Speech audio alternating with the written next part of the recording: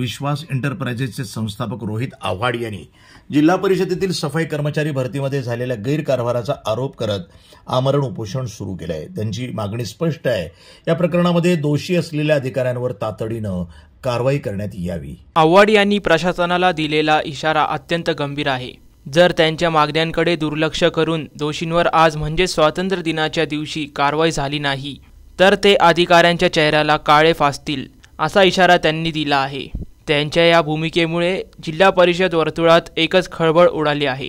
प्रशासनावर या इशाऱ्यामुळे मोठा दबाव वाढला असून आता पुढील पाऊल काय असेल याकडे सर्वांचे लक्ष लागले आहे। जिल्हा परिषद नवीन व जुन्या इमारतीमधील स्वच्छतेबाबतचे टेंडर निघलं होतं। त्या टेंडरमध्ये आम्ही सहभाग घेतला होता। तब्बल त्याच्यात 18 टेंडर आले, परंतु कनिष्ठ सहाय्यक वाघमारे याने त्याच्या मर्जीतील टेंडर अपात्र टेंडर असणारे टेंडर त्यांनी पात्र करून त्या निविदाधारकास त्या स्पर्धेत भाग घेण्यास भाग पाडलं। परंतु आम्ही ज्या वेळेस आमच्या निदर्शनास ही बाब आली की साफसफाईच्या टेंडरमध्ये 3/6/2025 रोजी आम्ही त्याच्यावर हरकत घेतली ॲडिशनल सीओकडं।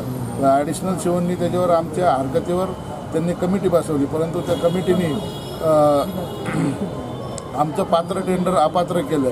त्यामुळं त्या जी छाननी समिती ज्यांनी आमचं टेंडर छानलं त्या शाखा अभियंता आणि जे दोषी असतील त्यांच्यावर कारवाई करा म्हणून असं आम्ही मागणीचं निवेदन दिलं आहे। 2 नंबरला असं आमचं मागणी आहे 2 नंबरची की ज्या कनिष्ठ सहाय्यक वाघमारे यांनी टेंडरमध्ये अपात्र टेंडर पात्र केले व त्या टेंडरला विलंब लावल्यामुळे त्याच्यावर शासन सेवेतून निलंबित करावा अथवा त्याला बडतर्फ करण्यात यावं। तिसरी मागणी अशी आहे आमचं जे टेंडर अपात्र केलेलं टेंडर पात्र करून आम्हाला कार्यरंभ आदेश देण्यात यावा। ही यासाठी आम्ही जिल्हा परिषद येथे उपोषणाला बसलो आहे।